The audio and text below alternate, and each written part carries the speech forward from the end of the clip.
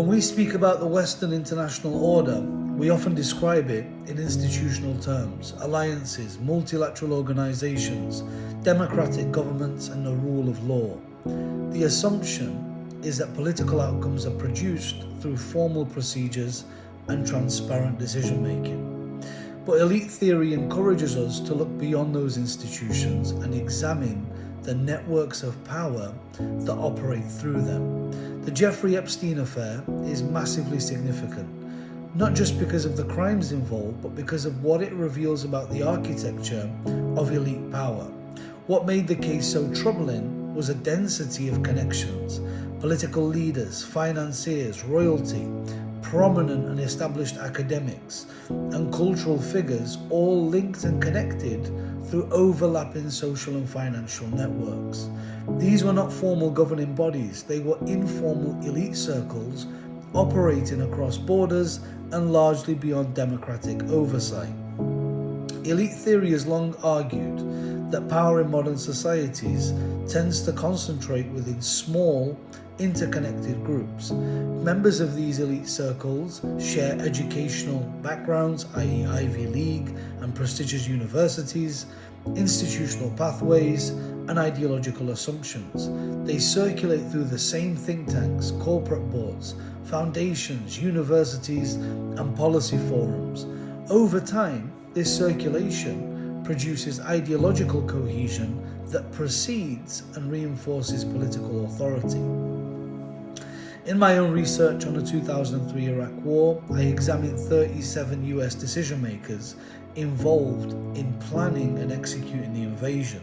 Rather than focusing on their formal roles, I analysed their prior institutional networks. What emerged was a dense web linking government, corporate power, and policy planning institutions.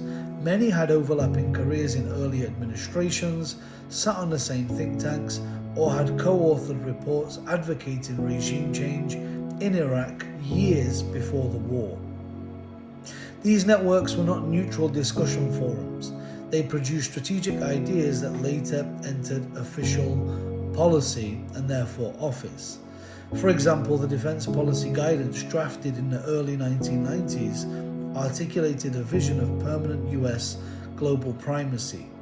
That strategic outlook was later developed within policy networks such as the Project for New American Century, whose members and signatories would later enter the Bush administration. After 2001, these ideas were institutionalized in the 2002 National Security Strategy published by the White House, which codified and enshrined these doctrines such as preemptive war and the maintenance of overwhelming American power. In other words, policy consensus didn't suddenly emerge after 9/11.